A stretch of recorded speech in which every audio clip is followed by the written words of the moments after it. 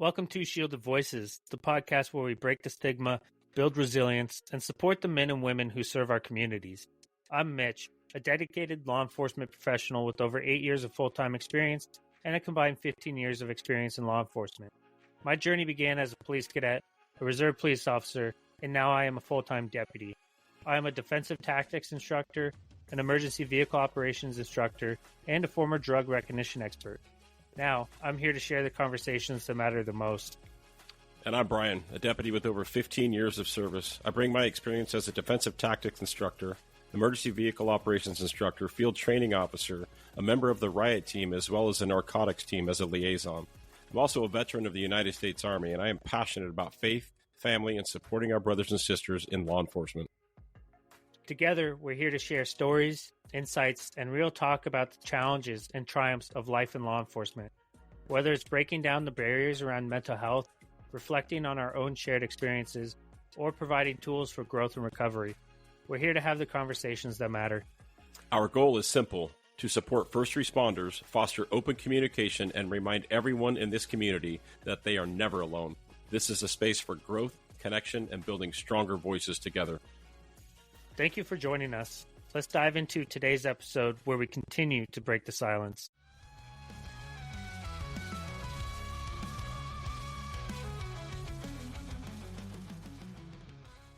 Today on Shielded Voices, we're joined by someone who has spent his career on the front lines of law enforcement, investigations, and leadership. Jimmy Ward is a former senior trooper with an East Coast agency, dedicating over 15 years to the profession, more than 90% of which was spent in narcotics enforcement. Throughout his career, he served as a task force officer with both Homeland Security investigations and the FBI, working complex cases at the highest levels. Beyond enforcement, Jimmy also spent time teaching, sharing his knowledge and experience with the next generation of officers. His dedication didn't go unnoticed. He's earned numerous awards throughout his career for his contributions and impact. Now, Jimmy is embracing leadership and mentorship from a new perspective. Having worked in some of the most demanding environments, he understands firsthand the value of applying lessons learned and skills gained to meet new challenges. His passion lies in helping others grow, adapt, and thrive, both personally and professionally, by fostering resilience, teamwork, and a strong sense of purpose. He is also a certified coach, speaker, and trainer with the Maxwell Leadership Certified Team, helping others develop effective leadership skills. In addition, he works closely with organizations like Healing the Hero to support first responders in their personal and professional growth. We're honored to have him on the show today to talk about resilience, career evolution, and the lessons he's learned along the way. Jimmy, welcome to Shielded Voices. Hey guys, how y'all doing? We're good. And it's late for Brian, so we appreciate the flexibility.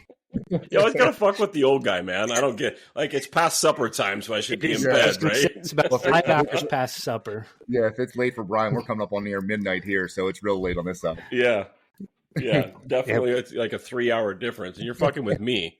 Shut the fuck up, Mitch. Nobody even likes you. We're excited to get into this. Yeah. After reading that bio, man, you have a lot of history and a lot of knowledge and insight. So we're excited to talk to you. And this platform is about sharing our stories and being open, having conversations. Some of them are hard. Some of them are funny. So we'll just work through it and Sure. We'll get started. All right. Yeah. Let me ask you about what, obviously without talking about, like, where you worked and all that bullshit, like what got you into law enforcement? How'd that even start? Would that start as a young man? Oh man, yeah, it's kind of wild to ask that question right off the jump. So here we go. I was a college athlete. I played football and a year of basketball in college, and graduated and did the 4 years of education major. And after I was at my 4th year and I had no eligibility left for college sports, they told me I had to come back for a 5th year because I never did my student teaching. So I said, okay, let's switch that degree up and what gets me out of school today. So that became liberal studies, and switched my major going into my last year, and got out and got hired right out of high school through interviewing and connections and networking. And I was named a head football coach and a teacher at a private school here. And so I was a school teacher for 4 years. I was the head football coach for the program for a couple years. And had great success, man. I loved coaching. I still missed Yeah. every aspect of coaching as I moved on from profession to profession. But first responders kind of was in my blood, for lack of better terms, a little bit. There's multiple generations of DC firefighters in my family. So I was aware of it, and it was kind of always one of those things that was kind of talked about. You know, they're firefighters and they loved it. And I applied during my junior year of college for the DC Fire Department and was accepted. It's one of those things, you know how it was back in the day. You had to sleep in a tent and you're out on the sidewalk all day waiting for the applications back when it was 5 Oh, yeah. Yep. There's 20,000 applicants. And yeah. the crazy thing is I got accepted my junior year, but I decided to go back to school and finish my degree. And so I think deep down inside, there was always kind of that little like, what if? And then when the transition occurred from being a teacher for a few years, it was one of those things where I applied for multiple agencies and multiple different things, fighting again, police again, multiple agencies all over again. And the department that I got hired by was the first one that called me back. Let's just be honest and say what it was. Yeah. And so you're doing this all the while. You're a full-time teacher and full-time coach and doing all that. But during that time, something's pulling you to get into the first responder community, whether it sounds like at the time, it's like firefighting, police, whatever, first responder, something like that servitude. Yeah, 100%. It was always the ability to want to work with people. And I loved coaching when I was the teacher. I did not so much love teaching. Gotcha. But at the high school level, you know, they don't pay you to be a great coach. You get your $5,000 stipend a year to be the coach, and your profession is the teaching, right? So it just wasn't lining up, and it was hard to really understand that in my young 20s, that the profession was actually the teaching, but my passion and the joy of what I was doing at the current time was the coaching. So it was kind of that transition time. You know, you get out, you're an athlete, you're missing that team camaraderie thing, you're thinking brotherhood, you're thinking all these things in sports. And, you know, the picture that's painted is brotherhood, thin blue line, all these great things. And I crave that. And, you know, years and years later, you know, and I'm sure that'll go in our discussion, that brotherhood and that camaraderie is not the exact same as what we're used to as childhood. Well, I'll say it. I'll say it right now. That the thin blue line that we came up on is a facade. It's complete bullshit.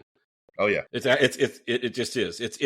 And when I say it's complete bullshit, it's got a different meaning now. For me, the thin blue line is this: what we're doing right now. There's a community of us out there that have been ran through the ringer, and I mean a massive community.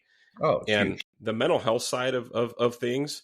That's the thin blue line. This brotherhood with, you know, brothers and sisters coming together to support each other in situations like you've gone through, Mitch has gone through, like we've all gone through. That's the thin blue line. It's not, to me, it's not the sheep versus the sheepdogs, because I've always thought that was detrimental to policing. The us against them mentality for me, I thought was detrimental. It's, we got to get the bad guy, right? But once you get the bad guy, treat them with respect and dignity, and they're human beings. They fucked up. You've made mistakes. I've made mistakes. I just didn't get caught. I don't know what to tell you. That's really the reality of it. We're just dealing with other human beings. So, like I said, I'll jump in front of it now. And the thin blue line, as we were taught, is bullshit. Yeah, and the way, and I'll kind of drop a little where my head is in the networking of where I'm moving in the world, but I've been related this an analogy as I've met people, and people are asking my concept on the thin blue line or the brotherhood. And I've been relating it lately a lot to an Oreo cookie.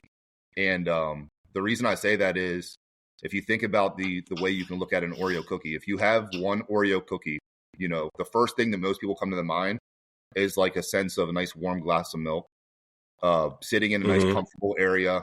And I mean, majority of the world, I don't think anyone's had just one Oreo cookie, right? You start eating Oreo cookies, you eat the entire sleeve. And to me, that is the thin blue line sticker. And that's the sticker, the mindset. You got black on the top, you got black on the bottom, and you have this little cream filling of blue down the middle. And it's the same as an Oreo cookie, right? And that's our profession. Yeah. You take that first bite, and it's so good. It takes you to a warm place. It takes you to the academy. Yeah. the first time driving fast and not getting in trouble, the first time that you're chasing somebody and not getting in trouble, doing all these things and not getting in trouble. But as you continue to eat that Oreo cookie over and over and over and eat a sleeve of them every single day, those effects are awful for your health. Yeah, you get fat. You get fat. Metaphorically speaking, right? Yeah. Yeah. And it eats you from all levels. So it's like you're eating those Oreo cookies every single day. And that's what the Thin Blue Line sticker and that's what that careers came to me. It's eating that cookie all day, every day. So the initial bite of that first cookie, if you have it one a day, great. But we're eating boxes and sleeves of them every single day, and it breaks you down. With that thing. That's a great analogy. Yeah, that's a great analogy. So when you like you said, you know, the first agency, and we hear that all the time. You know, when you decide you want to be a first responder, for us, when we decide we want to be cops, man, you throw the apps out and the first one to grab you. For me personally, I was fortunate. I didn't do that. I knew where I wanted to work because I had got picked up as a reserve deputy there. That's where I was going to work. That's where I applied. That's where I got hired. I was lucky that way. I chose where I wanted to get hired, but it's very common you throw those apps out because you just want to be a cop. Somebody give me a chance. So once you get picked up, it was with a state police agency, if I'm understanding correctly. Yes. Yeah. So what's that look like? What's that process look like once you get hired? Because state police agencies over there, when I understand, them academies are no joke. Yeah, I mean, it was a 6-month live-in academy, and in going into the process, I started applying in the fall, and my academy for my time started in February. So like, there was also a lot of people in the process. Wow. That you hear, I've been in it for 2 years. I've been in it for 4 years. Yeah. I've been in it all the time. I was in it for like 2 months, 3 months. And Jesus, mine was a year. Yeah, and rock and rolled and got going. But to be honest, I enjoyed the academy mindset. Do I enjoy living in a dorm situation again and eating peanut butter and jelly sandwiches? No. But when I say I enjoyed the academy atmosphere, I enjoyed the structure. I enjoyed the workouts every morning. I enjoyed learning something new. It was a breath of fresh air. Like, I didn't mind someone yelling about my breasts or what. Like, I wasn't even like a ridiculous person. Like, okay, everyone's going to mess with your bed. I kind of already had the ability. I knew they were going to come in and mess with you mentally. And at the end of the day, you just kind of count the days. Like, every part of my life, it's kind of like training for sports or whatever. Like, in sports, you work out 355 days of the year because the other 10 days that make up the 365 is game day, right? So, like, you're mentally preparing yourself for 355 days to work in the darkness, basically, where no one's watching you for those few minutes in the stadium lights. And that's kind of how I looked at the academy when I went in, is like, you can do whatever you got to do Monday through Friday at 4 o'clock, but Friday at 4 o'clock, I'm going home. In 26 weeks from now, I'm going home. Yeah, I'm going home. I love hearing about where we are in Oregon. Like, our state academy for anything other than the state police here. I come from 8 years military, and I went to academy, and I'm like, are you fucking kidding me? Like, this is it? It was so, I don't know how else to say it. It was pussified. I mean, it was nothing. I mean, even people like Mitch, who never military, never nothing, right? I mean, Mitch, you were fucking spoon fed. Let's be honest, right? But even you, Mitch, like, we've talked about this. You're like, yeah, it was cake. It was nothing. Like, it was not. There was nothing demanding. What's not even physically demanding. And I'm a fit dude, and I was even more fit back then. I was younger, but even at that, I'm seeing lumps of shit go through this with like nothing. Like, nothing. Sure. There was nothing prepared any cop physically at the state academy. Now, the Oregon State Police, they have their own academy down there. That's very military, which to me, that's how every police academy should be. I mean, every police academy in the state of California, they bust your balls for 6 months. And man, up here, they just want to push them through, man. Push them through. Yeah, I mean, when I went through in 2010, it wasn't. I wouldn't necessarily say it was just push you through. I mean, they had no problem if you couldn't cut it, you were gone. You're out. But that is not the current situation in our academy. I can tell you that. Okay. Yeah, the times have now definitely caught up to it. But even back then, there was definitely some protecting. And I'm not saying the academy should be this full blown 5 people make it and no one makes it mindset. But like there, you could see the direction. I was a bigger guy. I've always been a bigger guy. I was athletic. I knew how to use my body. And they're always very strategic in making sure people are in comfortable situations. Like if there's certain drills, they'll partner you up with somebody to kind of let that other person know, like, hey, there's other people out there. Good. But like in the more intense situations, they're also not going to have someone get broke, right? So like, there's times that it makes sense, and I thought when I went through, it was done very professionally, and I think it really made people aware of what their skill set was and what it wasn't. You know, but as I've gone back over the years to assist in the academy atmosphere, that is not what goes on today. Like they're basically saying like, hey, so-and-so's coming through, kind of be on your P's and Q's, but they're going to graduate. So like, they need the bodies. Yeah, we need the bodies. So like, you can't put them in a bag. Right. I've always, I joke, but there's some truth to it. Some of the, like I've been a fighter by hobby. An amateur fighter, mixed martial arts for years and years and years. And I could tell you some of the worst ass beatings I've got for 115, 120 pound women while I was on duty, because I don't know what the fuck it is about these women, man. And I think honestly, it's just because any man that's got any kind of, chivalry or any kind of upbringing, we're trying very hard not to hurt them when we're fighting, because that's just in our nature as good men. And I think that's why we get hurt. But in my opinion, these academies, look, the dudes, you're all going to fight 110-pound women that have training, because they're going to whoop your ass. Because that's real life. Now, I had to go up against, even an academy, I went up against a couple former college linebackers. And even with my skill set, I'm like, well, I'm fucked. Because physics, even with my training, like they were beating my ass. But I was able to get a triangle on one of them, but his neck was so big, like I barely get my legs around his neck. I mean, but anyway, so you say it's a 6-month academy. What happens? You get out of academy. Do you go straight into what we call FTEP, field training evaluation, or FTO? You go straight into that, or do you have to do some workup once you get to your agency? No, you're right into FTO. You jump in a car. Okay. I can't remember exactly. I think it's 10 weeks now. And you ride with a buddy for 10 weeks. They basically drive you around for the first week or 2 weeks, and then you jump in the driver's seat. They're in the passenger seat.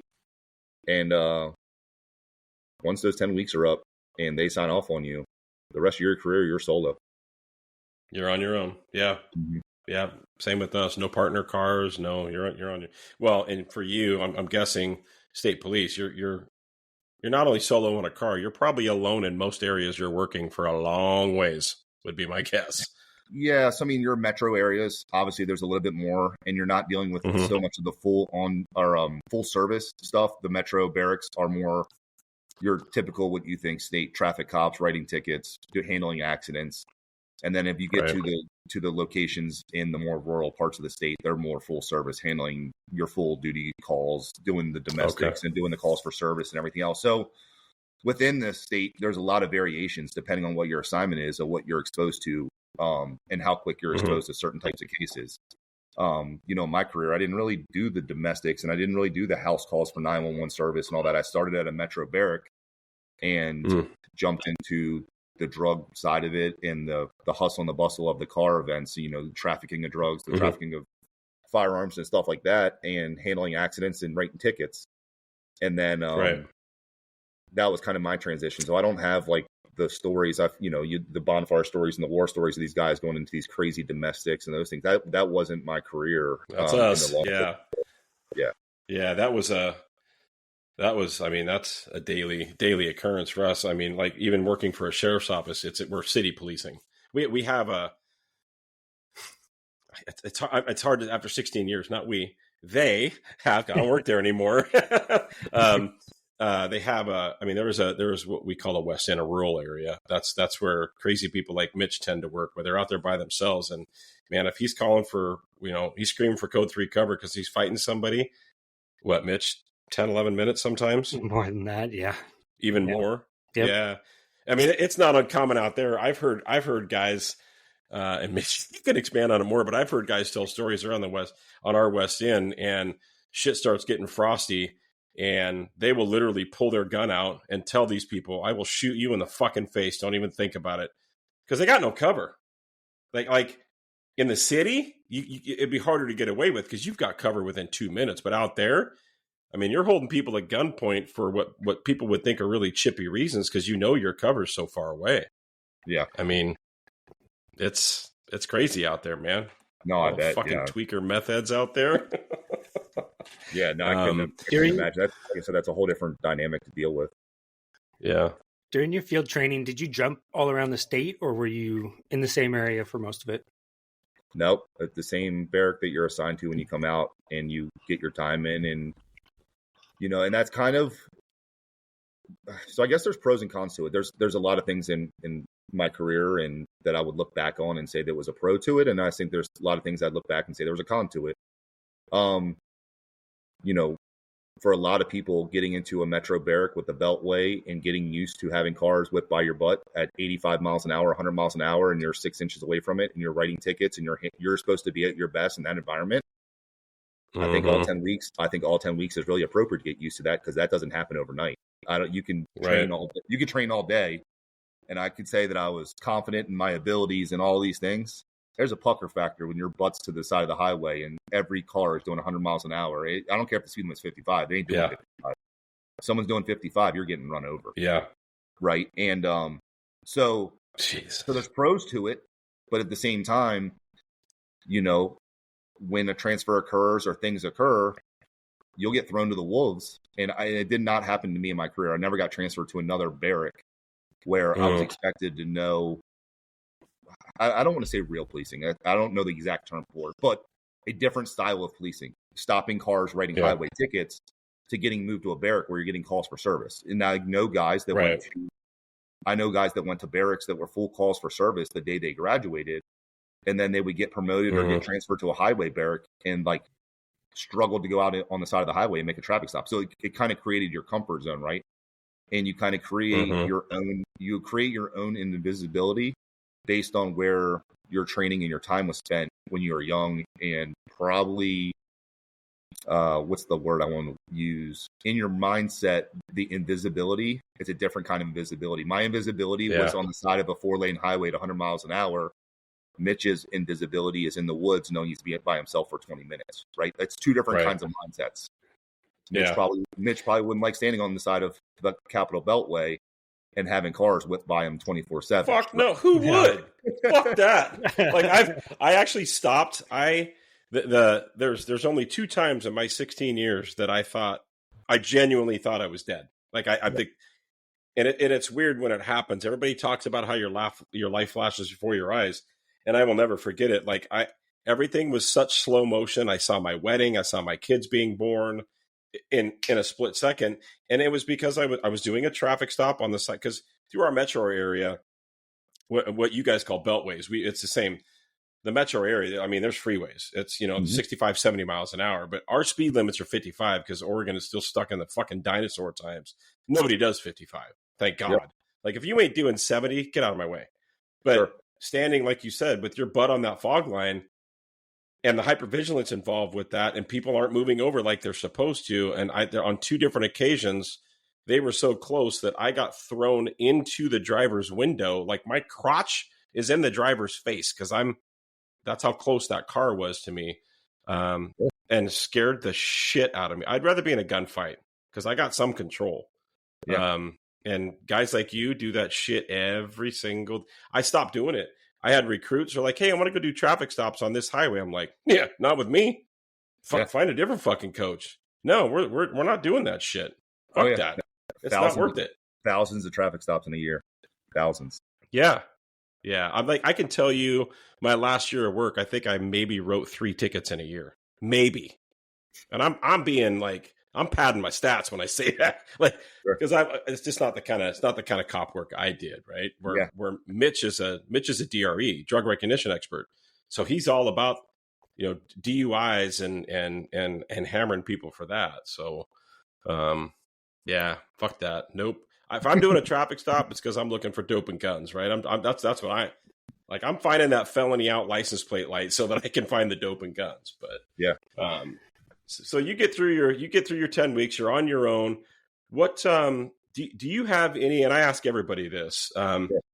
Early in your career, was there any call that stood out early as kind of that rookie cop, like, oh fuck, this is real, like kind of that oh shit moment, whether it was a traumatic call or a close call or anything like that? I mean, to be 100% honest with you, no, not really. I was, but I also, looking back at it, I was very fortunate. I was put in a high crime, high speed, rough area of where I was working, and was one of the 2 premier criminal enterprises.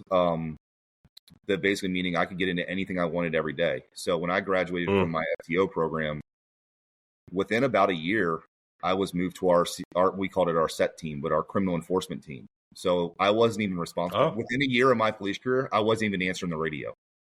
I was with a Really? I was on a 4-man team. All we did was our own criminal enforcement, basically our interdiction team. And there was three of us and a K9. So there's 4 of us, and we worked where we wanted within the region, and just went out and made stops looking for narcotics, firearms, and had fun. So like a street crimes unit. Yeah, so like when you asked the question, I was never really demanded by the radio to be put in situations. All my situations were self-driven. I had some fatal car accidents, and I had some really, looking back at it, like nobody should see, but I didn't have those moments of like, holy wow, or the pucker factor, or those kind of calls that I didn't have control over. Within the first year of graduating from my academy, I kind of controlled my own destiny. Now I went out and got it, right? Like, and I moved through my career in that regard. I was very proactive. But I didn't have that like what if moment or that things. I mean, I kind of created them in my own situations via traffic stops and in the cases we created. Sure. But so it was very different. And when we got to the SET team, we got to work with the local drug units, doing their directed stops and being a part of their search warrants, and kind of. So I got the fast track of getting into like the criminal element really, really fast in my career, and really quick got away from the helping of the everyday citizen with the 911 call for service and going into the community. Right. My indoctrination into law enforcement was right into the criminal element. That's like, for us, that's a dream team. Like, we have a dope team, right? Like an actual interagency dope team. That's a phenomenal team. And we pushed and pushed and pushed for years, and we had a gang team for years. And there was a group of us that, well, really only 3 of us, that really went out and did that kind of work you're talking about on our own, just on our own, still while managing a district and taking calls for service. Well, administrations don't like that too much, because it's like, yeah, hold on a minute, you're drumming up trouble. Yeah. Like, that's why that's what the taxpayers are paying us to do, is go find bad guys. Now, we largely had a lot of support in doing that, because we were senior, we knew what we were doing, we had the training. Hell, we actually trained it. We were instructors in doing stuff like that, but we were begging for what we would refer to as a street crimes unit. Just give us a 3 or 4 man team. Put us in. You don't even have to put us in slick tops. Like, whatever. Just don't tie us to a district. Let us go hunt bad guys. We're good at it. We do it well. Now, of course, these days it's the staffing issues. Like, teams like that are getting disbanded all over the country because they just don't. They just don't have the staffing. And we still, we did have the staffing issues, but I will say, back at that time, our commanders were all about it, because it was almost like a sacrifice 1 or 2 guys per barrack, and we were right on the 95 corridor, right? So like massive interstate, and our numbers, every arrest, all of our stats still went to the barrack. Whereas a lot of times, when you're actually put into the specialized units, the barracks lose those stats, because those guys now, their stats are going to a different direction. So we're technically assigned to our home barrack, but now that barrack's getting X number of warrant arrests, X number of drug arrests, X number of DUIs. Because we're solely looking for those numbers in those kind of cases. Yep. So I was fortunate because I was the one doing the work and that's what made you want to work hard though, right? Like you didn't want to give that up because you're not on shift work. You're not answering the radio and you're meeting the right people and you're getting involved in the right cases. And so that aspect was really cool. But at the same time, you look back at it, and of course, the Commanders created a really good model for their resume because they designed the team. They find the hard chargers, you put them on the team, and there was no at the time, it didn't feel like you had the thumb to you. But when you look back at it, no, that was a really strategically done thing because the thumb is to you. Because if you don't produce, the next guy wants that position, and it's that. I look back at it over my 15 years. And that is where, I'm sure we'll talk about it at some point. And you look back at your career and you say, what would you tell the young guy? My answer is tell the young guy, sign up for as much overtime as you can and produce at whatever level you're comfortable with because you're replaceable. And at the end of the day, your personal stats don't matter and you need to go home and whatever your financial needs are for, answer that bell first. Because there's my department, there's guys making $400,000 a year because they work so much overtime. We have multiple guys over the $200,000 range. And most of those Holy shit. Yeah. But guess what? Most of those guys don't put handcuffs on a single individual or answer to a radio, but their schedule is maxed out on overtime details, construction details, and all these things. Me and many of my shift mates, me and many of my shift mates, we did well, right? We made overtime. But if I'm making $150,000, $180,000 a year, it's because I'm answering the phone and doing paperwork and reports and going to court and have all these other responsibilities. So then you look back at it and you're like, wow, did you make a difference or did you do it the wrong way? Because there's a lot of people in my department really doing it the right way. They're making absolute killing. Yeah. And they have no interaction with the public. Right. Yeah. They're killing it. Smart. But you gotta play that. You play that game, right? It's a. I was always. We've all done our first share of overtime, but as I mentioned earlier, I started this career a little bit later in life. I started this career in my 30s, so I had a family. Even going into this career, my kids were little when I started the career. But I always said that's what happens first. I'm not going to. There were times where I would stay late, or we're doing a hit like a dope hit or something like that, or whatever. But I did not. I can stand before God. I can say I've signed up for 3 actual overtime shifts in my whole career, like on my days off, to just go in and work a district, and because it was my home time was more important. And I'm thankful. I had mentors early on that told me this is not your family. This agency doesn't give a fuck about you. Yeah, they don't. As a business, not as a person, but as a business. You know what I mean? And I did a small stint on our dope team. Changing to a degree. Just in a 3-month period, I made over $5,000 in overtime, which it sounds like the pay difference between East Coast and West Coast is going to be pretty vastly different. What was the predominant drug in your career? Oh man, that's a good question. So it actually is based on kind of the area. So when I started in my first assignment, so marijuana was still illegal then, obviously. So marijuana was the easy way into everything. But PCP and Coke was big originally, and then as I moved in, yeah, for sure, huge. And then when I moved into the city, then it was your big time, your crack, your heroin, and your Coke were big, but we lost PCP.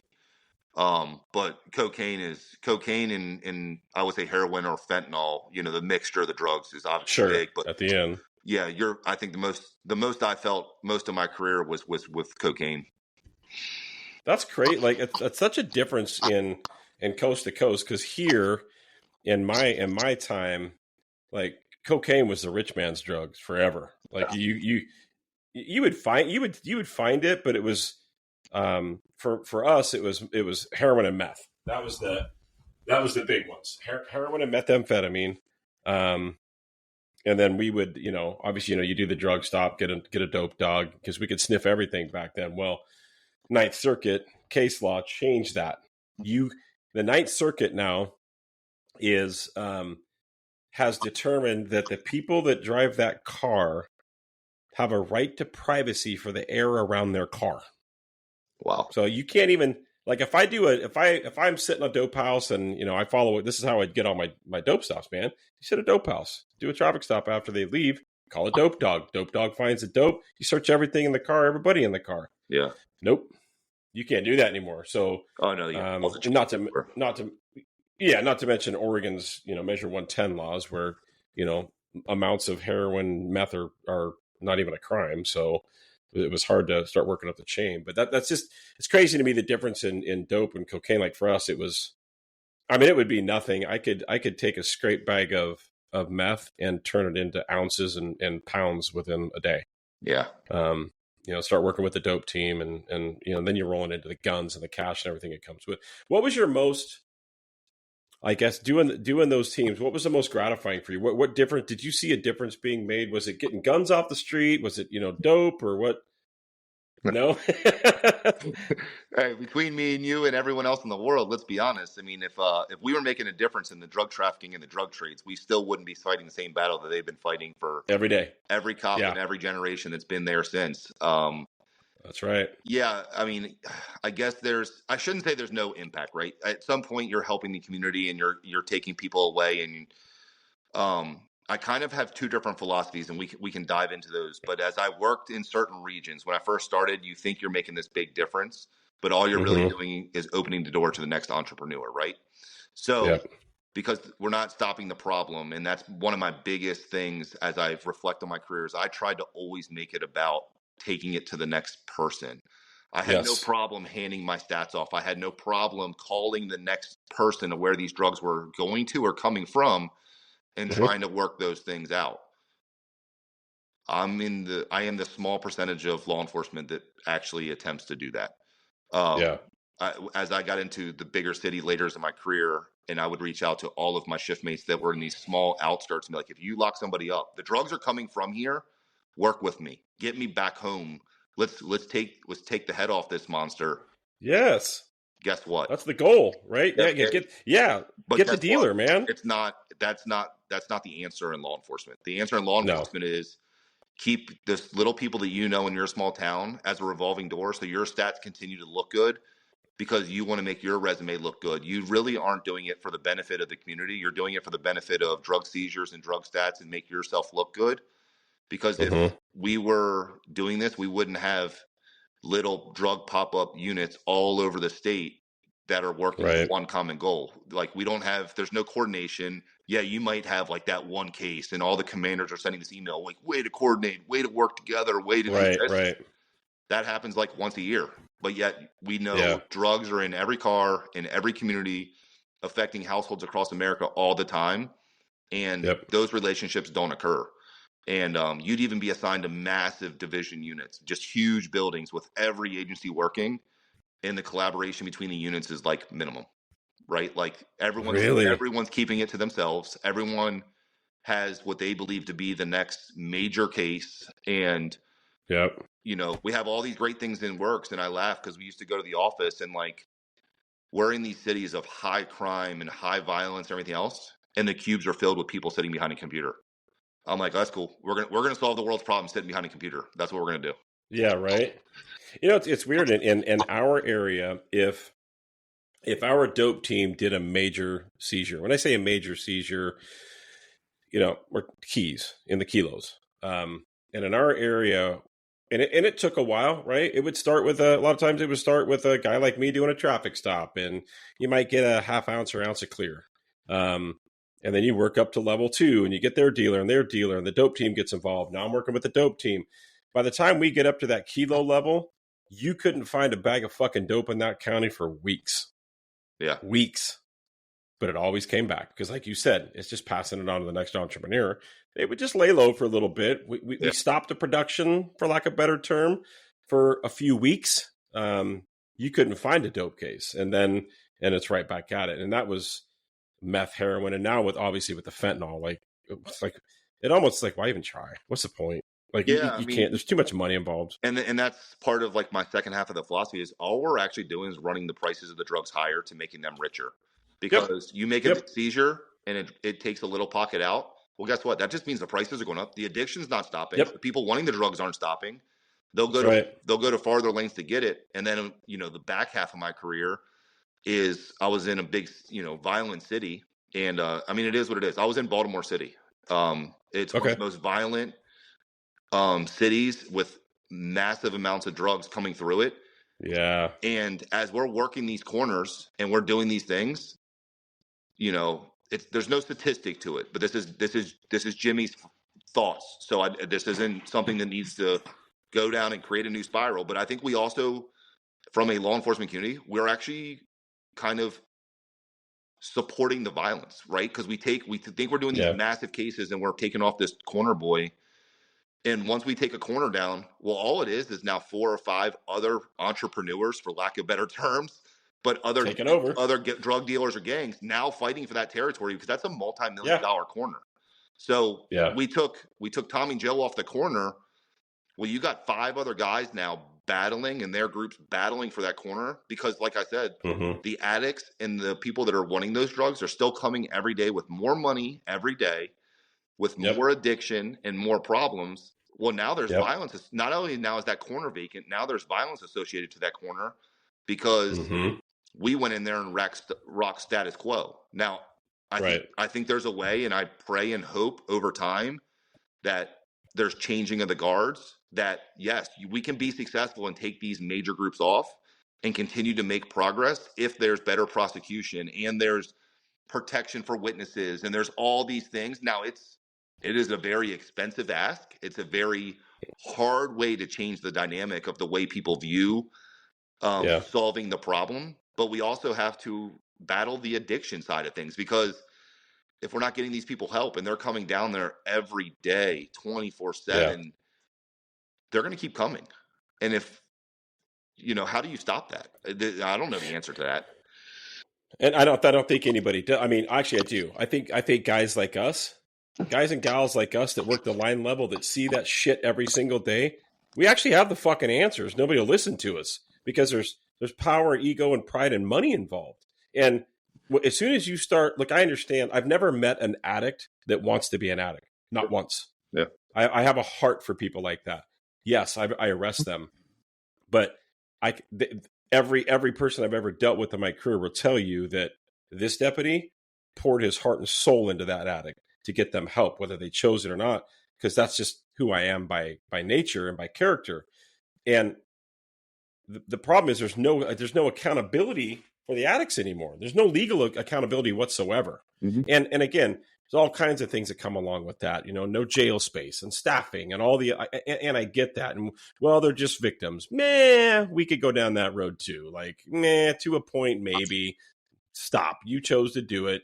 There's accountability. Now it's time to, dig your heels in and get help. And I've watched it happen. People that I've dealt with have actually got clean and they're doing very well. It happens. Sure. But until there's accountability, then it's just going to be a revolving door of money. That's all it is. It's money. Yeah. We all know that we could, and make no mistake, everybody talks about, we could send, DevGru in there, SEAL Team 6 or a Ranger regiment and wipe out the cartel. No, I'm telling you right now, it's not that easy. Oh yeah. Everybody thinks that. I mean, you talk to the sheriff of Baghdad, right? Green Beret. He'll tell you straight up, it's not that easy. Like these guys are good. And that's exactly it. Like I actually love the guys I worked with and I love the environment. And I think that's part of my resounding conversation as my shift mates continue to call and I have conversations with these guys is still do the fight the fight, do the things you're doing, do all these great things. Just really understand that, maybe I'm the wrong, but I really thought I was going to make a difference. And I really thought I was going to make all these changes and curb violence and reduce the drug trafficking and I truly believe that in my core that I was doing that. And as I had the ability to step away, is I am pro first responder. I am pro everything that these guys are doing. I just wish I had a better mindset personally. And that's what I'm trying to tell my guys now is you're not going to go to work one day and work that one case that immediately is going to affect the direction of the criminal enterprise in the world. So make sure that you're taking care of yourself and make sure you're taking care of your family at the exact same level and the exact same mindset that I had thinking I was going to solve the world's problems. But understanding you're not going to. Like, I mean, it's just, that's a weird dichotomy. Yes, like still fight the fight. You're in it. You're doing it. Yes. But do it with a mindset that is you're not going to, you're not going to solve the problem with one single case. You're just another block in the building blocks of hoping that society changes and that there is an outcome of positive environment.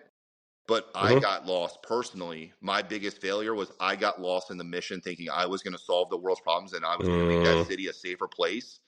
And I forgot to come home. Yep.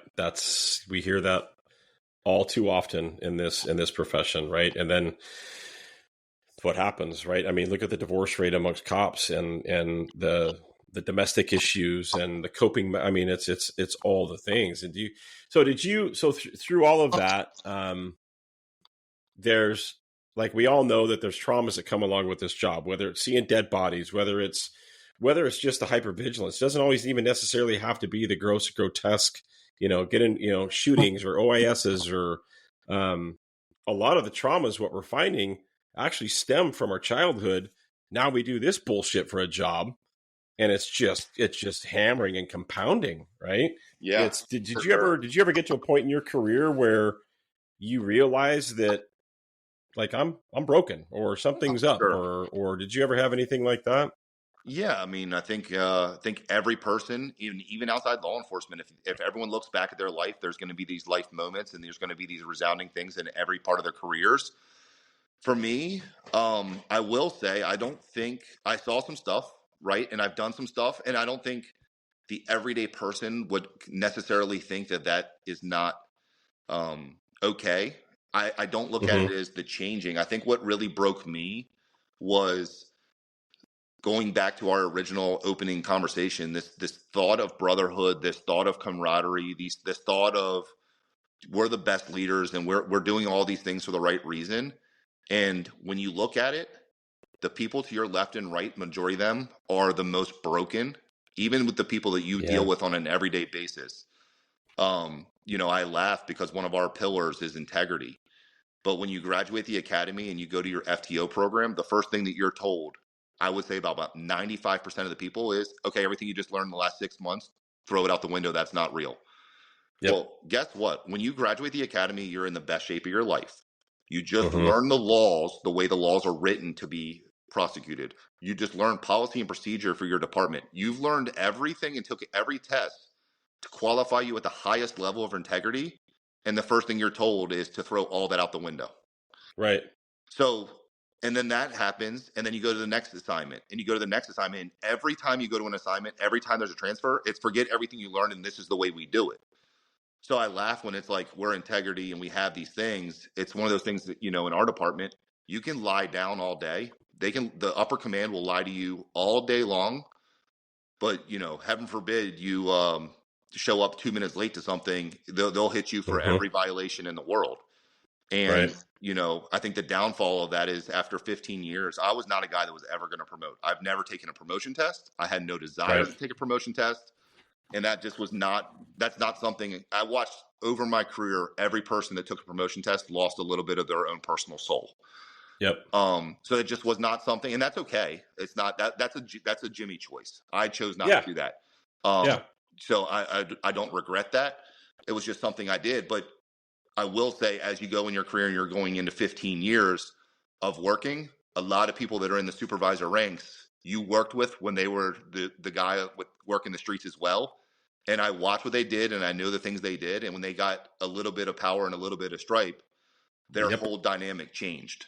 And we always call it, these motherfuckers throw rocks from a glass house. Yeah. Like, hold on a minute. Like, we got hired together, motherfucker. I could talk some shit. Like, but now that you got some rank, You know, Yeah, and I'm speaking like in general. I don't have any and that's that's some of the personal things, stories about that, but I'll tell you the best thing for my life, man, and we'll get into this in a minute, I'm sure at some point, because I know you're going to ask the question and say, "What the hell happened and where are you at?" But I've been away. That's on you. Yeah, I've been away. I've been away for over a year now. I got suspended for a situation, and I was away for a year before walking away. And in that year, it was a roller coaster. There's a lot of highs and a lot of lows, and I don't mind diving into those because I think that'll resound with a lot of people in this world. But I will say, as I'm on the high and I've rediscovered myself as an individual and I've got my new soul and I've got my really good thoughts and a lot of clarity in my life, there was just so many more times I wish I was a better human being looking back. And I say that because of this, not because I ever did anything wrong, or not that I ever can go back to time. But the one part of my forgiveness that I don't is speak out against people that you knew were doing wrong things, but you were afraid of retaliation and you were afraid of the repercussions that would have came from it. Because as I sat back and let it occur for years and years and years, there's a commander in our homicide division that every day at lunch holds court and sends derogatory reels, makes jokes, extremely racist, extremely sexist. And there's commanders in this room every day for multiple divisions, and this guy holds court every day. And you kind of laugh and you chuckle, and he's been assigned to this region for 20 years. So he has, that image about himself that he's this someone special. But you sit there and you listen and you listen and you listen, and it's like, why wasn't I a better person to speak out to somebody and say that wasn't acceptable behavior? Because then, now you look back at it and you're like, oh, if someone's going to say something, it's because of this or because of that. But I mean, I can't tell you how many guys and girls have called me and been like, man, I'm so sorry. Like, I'm just as guilty as you. We should have reported this for years and years and years. But he's in a high ranking position and he's in a unit that is highly regarded as like the cream of the crop. But and I feel, and I only say that out loud because I feel bad for the people in that environment, because the retaliation rate from your upper command and in our, in our reason, you get in trouble, you get in uniform, you get sent far away from home, and life becomes that much more miserable. And how much more can you already take from the daily grind that you're already giving? Right. On top of, you're better off. You're better off looking the other way and doing it. And like, we've all taken part of it. We've all been in breakout rooms. We've all been in firehouses. We've all been in troopers' room. We've been in those rooms where you're just smoking and joking and having fun, and you hear stuff and like there's whatever. But when it's repetitive over and over, it's not just a moment of weakness. It's not just a lapse. That's who that person is as an individual. And then, that's some of the things that in my forgiveness and in my letting go of myself, that's the one thing, man, I look back and I really wish you would have. I wish I just had the fortitude to stick up and say it, even if it would have cost me a position or it would have cost me a transfer, because how many other people would have I protected by being, having the mental fortitude to speak up and say, like, this is not okay. Which I think on this side of the world, and Mitch, I mean, chime in. Like, I think they actually do very good. I think the issue is it's a complete extreme it's a knee jerk reaction to, like, it's so, instead of finding that balance, right? There's like you said, there's guys and gals that have a pattern as opposed to a one-off where you're making a joke or whatever. You start seeing pattern. You're like, well, no, this is this person. This is their character. Like, this is not okay. That's very, very, very vastly different than, well, for example, and I can say this now. In my career, I was having a conversation with somebody. There's a female deputy there. And I said the word dick. Not my dick, not Tom's dick, not his dick, the word dick. And next thing I know, I'm in an investigation and I catch 2 days suspended. I'm like, are you fucking kidding me? For saying the word, like, again, if it was a pattern, if it was, I'm being, I'm sexually harassing, of course, Jesus, fire me for that matter. Yeah. But there's no fine line is my point. there's such it feels to me like there's such a knee-jerk reaction to protect. I mean, not to mention that particular person already had a lawsuit going against the county. I was just cannon fodder. I didn't offend anybody. Yeah. I was just cannon fodder for a fucking lawsuit. Like, and of course the agency's got to protect themselves. So they're going to hang me out to dry to protect themselves. Well, then I'm cannon fodder. I'm just stuck in the middle, right? I'm just a middle-aged dude. Like, well, I'm fucked. Like, whatever. Yeah. No, it's funny, man. So I laughed. I was actually on a phone call the other day, just like 3 or 4 days ago, and I was driving, and I had a follow-up phone call with one of my buddies, and we were laughing about the good times, man. And yeah. But when we finished the conversation, I'm going to give you the story. But when we finished the conversation, I looked and I said, if that's the good times, how many years of my life did I take away? And we were laughing because we're both in narcotics. So we were working our daily shift, and then we got a call in the western region of the state, which was about 2.5 hours away. 2 hours away, we were working a case. We were going on, like, I'm not exaggerating. I think we were both saying we were going on like 28 hours straight. I mean, damn, I remember those days. Through the day, through the night. And we were on surveillance, and my buddy Chews. So all day he's spitting tobacco out my car. We're not paying attention. At the time I had a white car. And fuck. So we're talking about this, right? Like we're talking about the surveillance and everything else. Well, the mission's over. We go back and we debrief. He gets in his car. I get in my car. And now, mind you, we're probably a 2-liter of Mountain Dew each in. We're probably about 3 Monsters in. We've probably already had fast food 3 times that day, right? Yep. So we hit the first gas station right outside at the debrief, and we both buy a pack of Black and Milds, which I don't smoke. I've never had a drink of alcohol. I don't smoke, and each bought 2 more Monsters for the 2-hour ride home. And we were laughing. We did a 2-hour car ride that we call it like Cheech and Chong. I'm telling you, I could barely see out the front window of my car. We both hotboxed our car. With Black and Milds. And the only way for us to stay awake was to have that smoke burning your eyes to the point that you couldn't shut them because it hurt so bad. It hurt so bad. It hurt so bad that the next day, I remember we both got home and we both got undressed out in our driveways because, no one in our family wanted us to come in our house. We smelled awful. Well, the next day we came to work, and our supervisor, who was a good friend of ours at the time, one of the best guys I've ever worked with, was like, what happened? The side of my car would have been like a tobacco commercial. Like from the entire day of spitting chew and everything else. Yeah. Oh, gosh. So we obviously had to own that, just laughing about the day. But the point is, it was an amazing day. It was a fun event. But to look back and say some of my best moments were 30 hours of straight work. Isn't that crazy? 5 Monsters, a 2-liter of Mountain Dew, how many unlimited meals at McDonald's and Taco Bell and KFC washed down by a pack of Black and Milds to make it home safe. That was my resounding moment. And we were laughing on the phone. I said, well, man, I'm glad we have that memory to talk about for the rest of our life and tell our kids about. But we also both just took 5 years off our life from that one day. Oh, absolutely.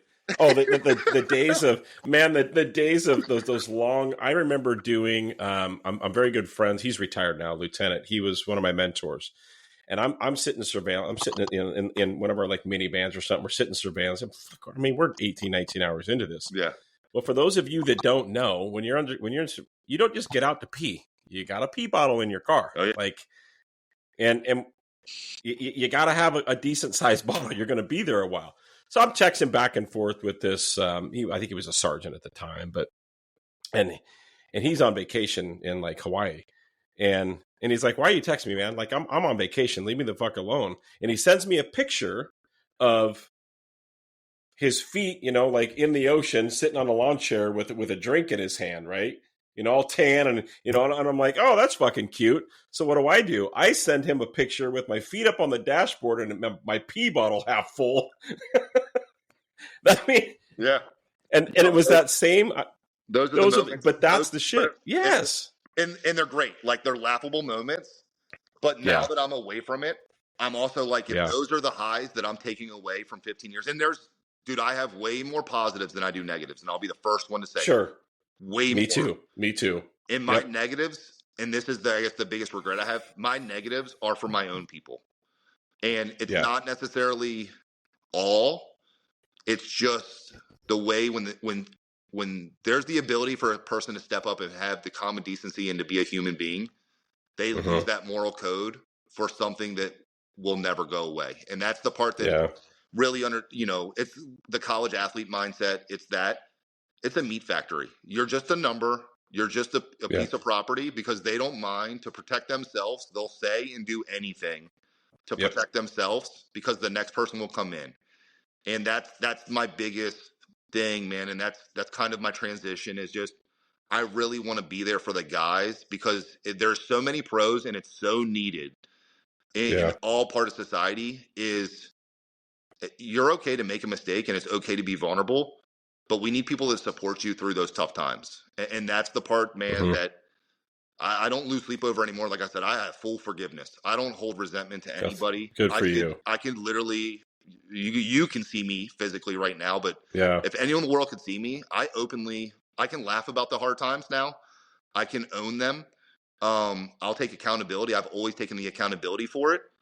I don't have 1 ounce of resentment, man. People still call me to this day. I have great relationships with them. I ask how the guys are doing. I want the absolute best for them. I just can't work in an environment, nor do I want to fight for an environment that I know is not good for my physical well-being. Bingo. And that's what I told you when we first connected, and I had heard you on, was it Jim Kelly? John Kelly. John Kelly, yeah. Yeah. It's so funny listening to that guy.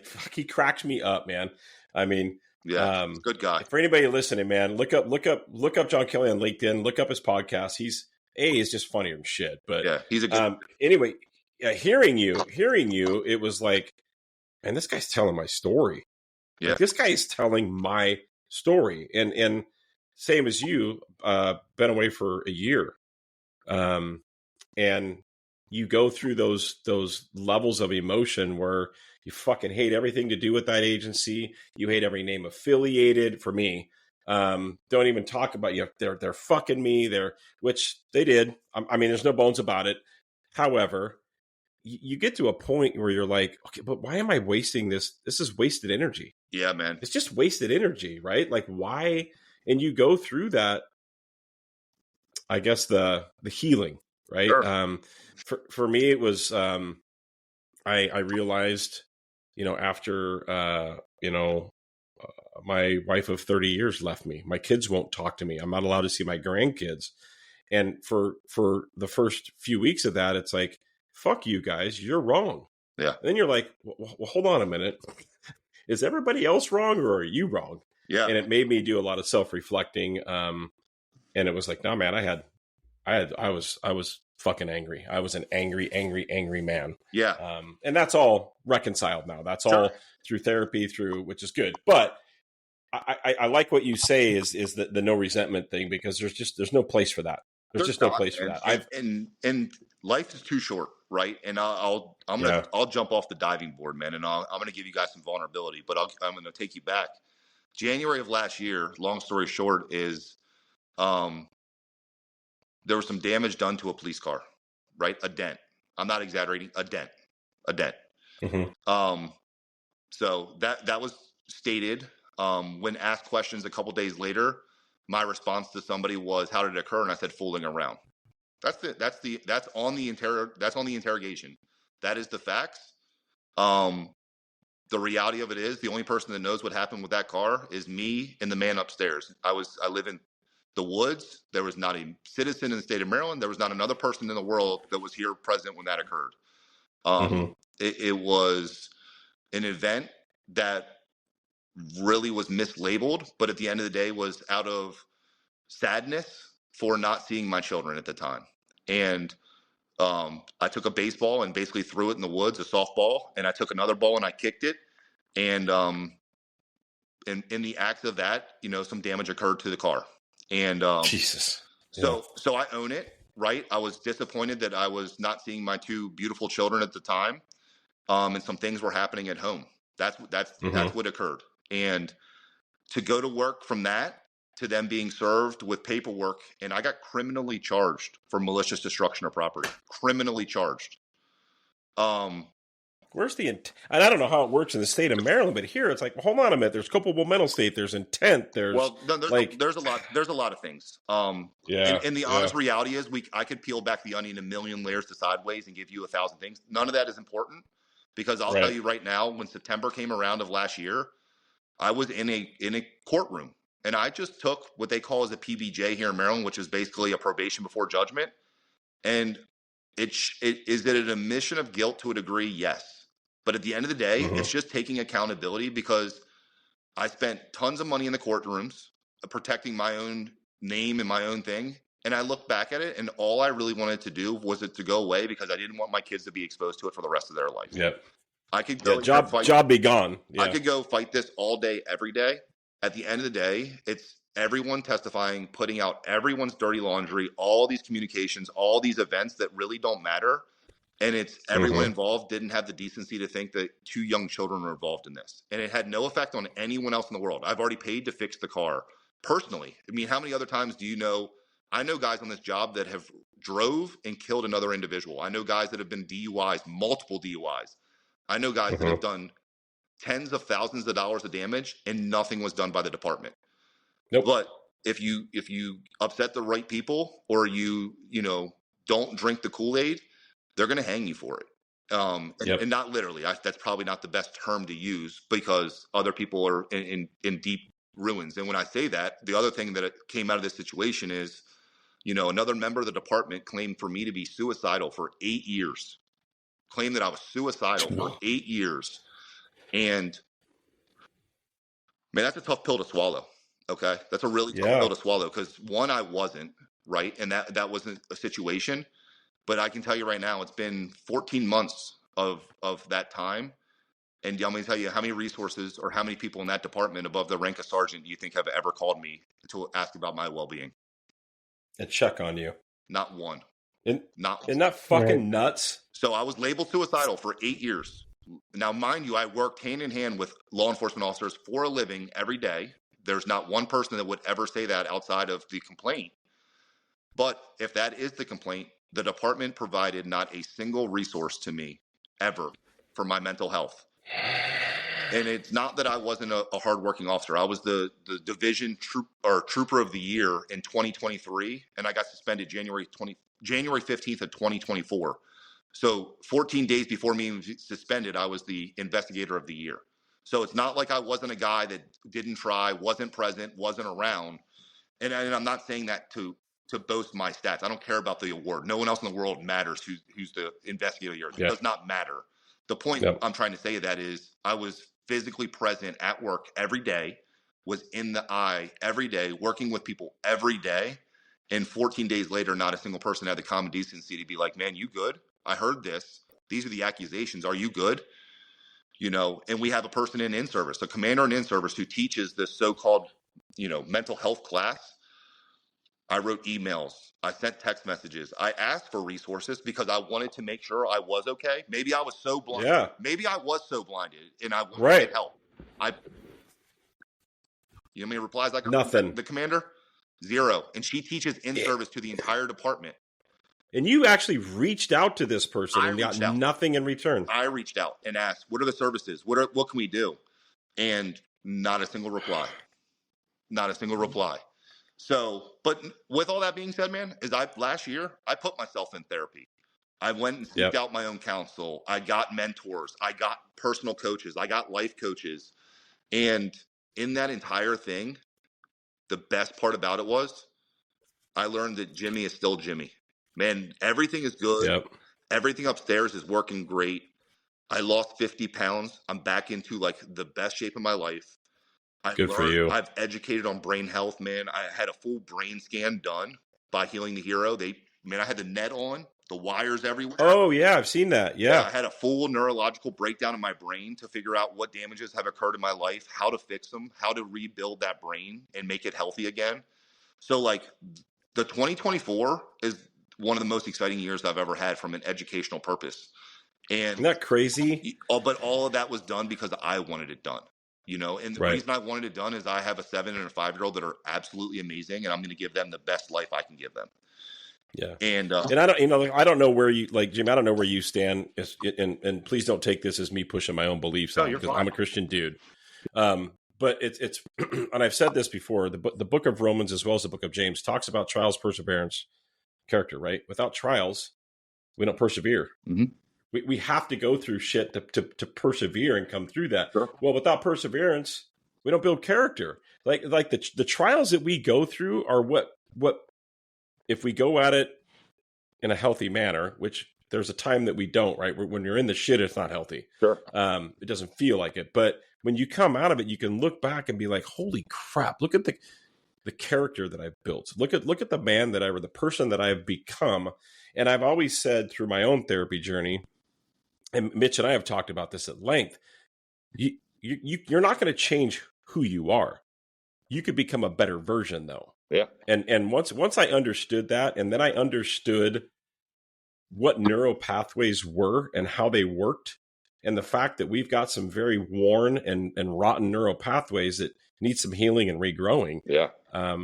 For guys like us that see the world in an investigative manner, we need to understand why before we can fix it. Yeah. And that's what it took for me. And again, you're telling my story. Like, if you look behind me on the wall, like Distinguished Action, Medal of Valor, Life Saving, those are for me. Yeah. Those are for my family to reflect on. Nobody gives a fuck about those. No.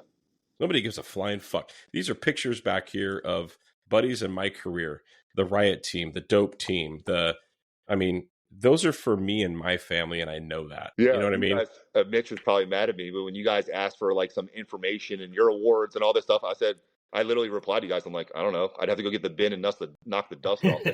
Exactly. Those things, right. Those because things don't matter to me. Like, no, I got some awards of Officer of the Year and Smooth Operator, right. DUIs in the state of Maryland, and all these. Man, I got tons of them. Guess what? They're sitting in a bin collecting dust, like you said. That down the road, they want to know if my grandson wants to know that granddad actually did something. Like, yeah, go dig through that bin and you'll find out, bud. But it's not for me to tell, right? Like, I've already done my thing. Exactly. I don't get anything for it hanging on the wall, and it's not who I am as a person. Those are things that I accomplished. But that hits home, so big. And that wraps up part one of our conversation with Jimmy Ward. We've touched on some important aspects of law enforcement, from the challenges of drug enforcement to the critical need for community support. In part two, we'll dive deeper into the importance of mental health, personal growth, and leadership in law enforcement, as well as the transformative power of coaching and mentorship. Thank you for tuning in to Shielded Voices. We hope today's conversation gave you some valuable insights and a reminder that no matter the challenge, resilience and support are key. Be sure to join us for part two, where we'll continue this conversation and explore how we can all grow and improve both personally and professionally.